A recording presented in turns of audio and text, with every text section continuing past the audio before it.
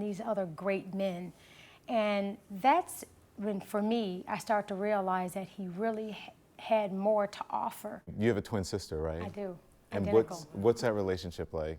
Do you guys have daddy conversations together? Conversations about daddy? When we are around my dad, it gives him a big grin on his face because we're like psychotic when we're talking and stuff, and it drives him nuts because we're like, daddy, daddy, daddy, daddy, and he laughs.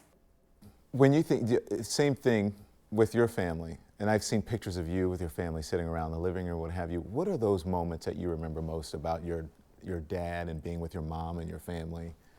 I was only 5 when he was assassinated. And for some reason, I don't remember much. But my father, he was able to balance the work that he was doing with humor. He was a very fun-loving person. You know, when he was at home, he spent time with us, and he would play a lot with us. And to my mother's dismay, because she was the one that disciplined us. He would never discipline us. I mean, he left that job to her. Good cop, bad cop. Exactly. Yeah. So she grew up being the bad cop, you know, and he was a good one. So when my father used to come off the road, there's a game that he would play with everybody, but I guess I remember it the most because it's the only living memory that I have of him. And he would come in, and each one of us had a spot on the face, and he said, okay, we're gonna play the kissing game today. My spot was on the forehead. And the 2 boys were on either side of the cheek, and my sister was slightly off to the side of the mouth. And of course, you know what mom's was. Right there, right? Right. When you're a daughter of legacy, larger-than-life events are simply life. You don't have bodyguards? No, I never had bodyguards. For 2 other daughters, legacy is a lifetime connection. One family, both of your families. I didn't know about it, and I know lots about both of your families. But you know about them professionally, right, or public, in the public. But then people are 100% human beings all day long, and the 20% that becomes public, people live as if it is their 100%. But there's a whole 80% that never gets discussed.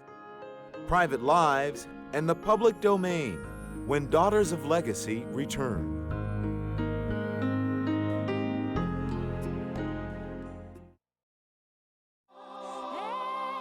Extraordinary lives can still leave room for the ordinary. Balancing the two is an art and an act of love. What was life like as a child in the King home? Do you think it was like the normal, typical American family? My mother, even after my father died, she wanted to make sure we had a fairly normal life. We hung out in the neighborhood with the neighborhood kids.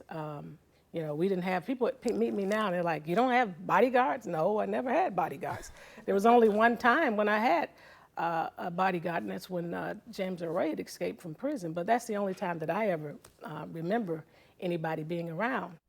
And you? When I was in high school, my father, a lot of people didn't know him nationally, but he was still very well known in Los Angeles, because if you ever got in any trouble, you would see Johnnie Cochran, because if you didn't have any money, he would work it out for you. He didn't, you know, he wasn't concerned. He did a lot of work for free. So he was the community hero in that respect, that he was going to help you with your legal problem. So he was a big deal in Los Angeles. So my friends all knew. They're like, oh, that's Tiffany's dad, you know. Yeah. It was only later that I became Johnny's daughter. Did you ever wish that you were just Bob Jones's daughter? Honestly, I hid my identity a lot because growing up, people already knew who I was because my dad would come to our elementary school, and then it would be a big ordeal. And I knew at a young age that being Muhammad's daughter and people knowing that, you'll never know the truth. A lot of people had misconceptions about, like Bernice mentioned, aren't you supposed to have a bodyguard? There were a lot of people that did not like me.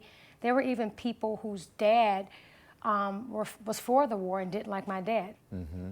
So in my 20s, I moved to Florida, and I said, well, this would be a fresh start. And I started to take that part out of the mix in terms of being it. I don't really come around and tell you who I am. I just want to be Rashida. You didn't tell your husband? I didn't tell my boyfriend at that time, no. We dated for about a year.